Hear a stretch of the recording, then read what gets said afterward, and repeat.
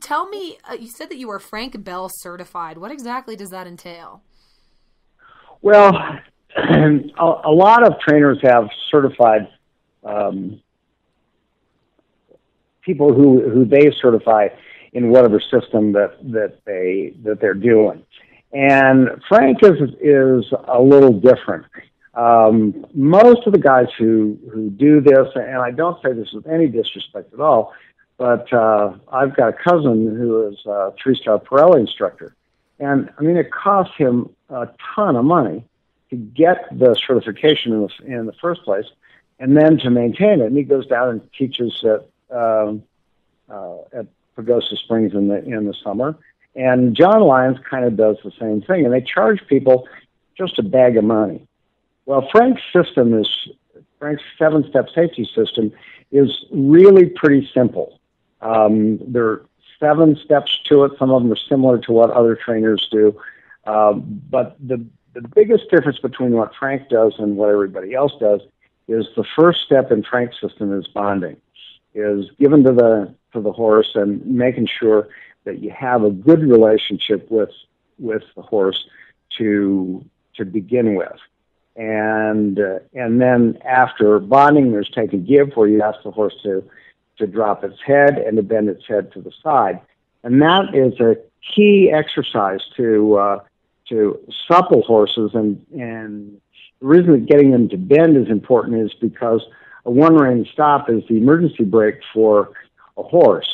And when a horse has its head up and its spine in line, it's in flight mode. All it can think about is getting out of there, and at usually a very high rate of speed.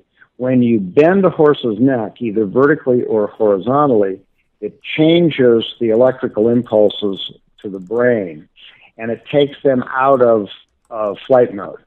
So lateral flexion, a lot of people talk about lateral flexion, but we talk about lateral flexion because it's part of the safety system, and it takes the horse's brain out of flight mode. So you almost can't do too much lateral flexion.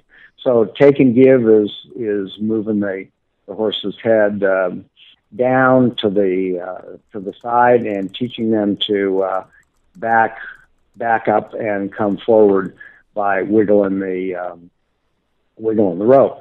Then the third step is intimacy, where you bring the horse's head around, cover the outside eye, and have your hand underneath the horse's tail, softening the tail. And that's another place that horses always protect. They, if they're anxious, they'll clamp that tail down, because that's one of the first places that predators go to open them up. So if you have that tail soft and supple, the horse is going to be relaxed. And then you bend them around with your hand over the outside eye, and we like to breathe into their nose with our nose.